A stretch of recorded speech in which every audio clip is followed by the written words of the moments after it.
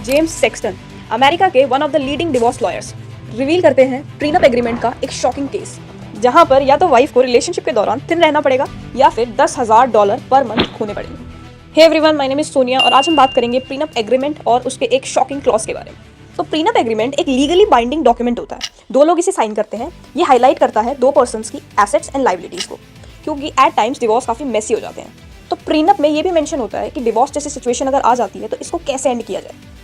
तो इसमें कपल्स को क्लियरली पता होता है कि अगर डिवोर्स हो जाता है इन केस तो एलिमनी और मेंटेनेंस को कैसे मैनेज किया जाएगा, ताकि जब रिलेशनशिप एंड हो तो एंडलेस कोर्ट मीटिंग्स ना हो, बेसिकली क्लैरिटी हो कंप्लीट। तो जेम्स के पास एक वेल्दी क्लाइंट का केस आता है। तो क्लाइंट चाहता था कि जब तक उनकी शादी चलती है उनकी होने वाली वाइफ थिन रहे, पतली रहे, फिट रहे, बिल्कुल मतलब उनका वेट जितना शादी के टाइम पर है उतना वेट उनका हमेशा मेंटेन रहे। तो इसके लिए उन्होंने प्रीनप एग्रीमेंट में एक क्लॉज ऐड कराया जिसमें मेंशन किया गया कि शादी के एंड में अगर उनका 10 पाउंड्स वेट इंक्रीज हो जाता है तो उनका एलिमनी अमाउंट हर महीने डिसाइडेड अमाउंट से $10,000 कम हो जाएगा।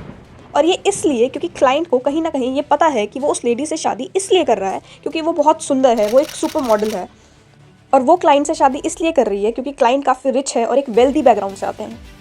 तो बेसिकली जिस चीज़ के लिए वो लेडी क्लाइंट से शादी कर रही है वो तो मेंटेन्ड है, पर क्लाइंट उससे जिस चीज़ के लिए शादी कर रहा है तो वो चीज़ भी मेंटेन रहनी चाहिए।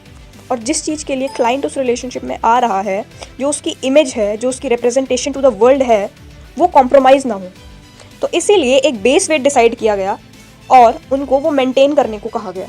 ऑब्वियसली कोर्ट में ये चीज़ क्वेश्चन करी गई, बट या इट्स अमेरिका और दोनों पार्टी की सहमति से it's a contract and it's enforceable.